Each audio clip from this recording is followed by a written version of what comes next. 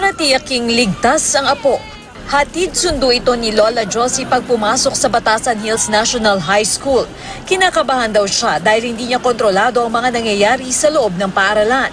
Kaya pabor siya sa panukalan ng NCRPO na pag-inspeksyon sa bag ng mga estudyante. Mas maganda yon kasi para makikita ngayon na talagang walang papasok ng mga drogas din sa eskwelahan.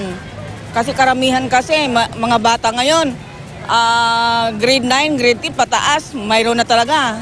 Ang panukalang bag inspection sa mga eskwela sa Metro Manila, muling binuhay ng NCRPO. Sa PIDEA operation kasi sa Navotas kahapon, ilang menor de edad ang nabistong kasabwat daw sa pagdadala ng droga at kung minsan ay kasama pang bumabatak. Malaking bagay kung sa school pa lang ay meron tayong deterrent or meron ng mga intervention para maiwasan ang pag-eksperimento ng ating mga estudyante na gumamit ng illegal drugs.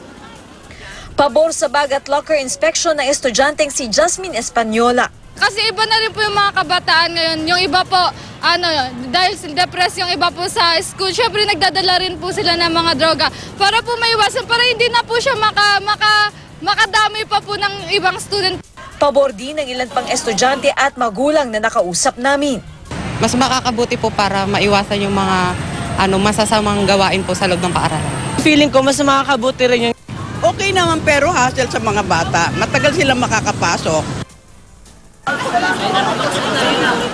Ang mga guro naniniwalang maganda ang hangarin ng NCRPO ukol dito. Pero sana nila ayusin muna ang patakaran. Bago po sana ma-implement talaga yan, talagang po tayo sa guidelines, mahigpit po tayo sa guidelines. Iisa-isahin yan, kailangan magdagdag ng tao, kailangan kumbaga cooperation ng bawat isa. Sabi ng NCRPO, DepEd na ang magpapasya kung mula elementary hanggang senior high school ang masasaklaw ng implementasyon ng bag inspection.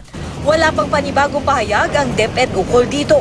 Pero nang ipanukala yan noong isang taon, tumutol si Education Secretary Leonor Briones. I would have some reservations. It has to be strongly justified because the very idea of inspecting the properties of our learners and of our teachers already is an admission that there is a suspicion. And there are other ways of finding out. Ako si Katrina Son, ang inyong saksi.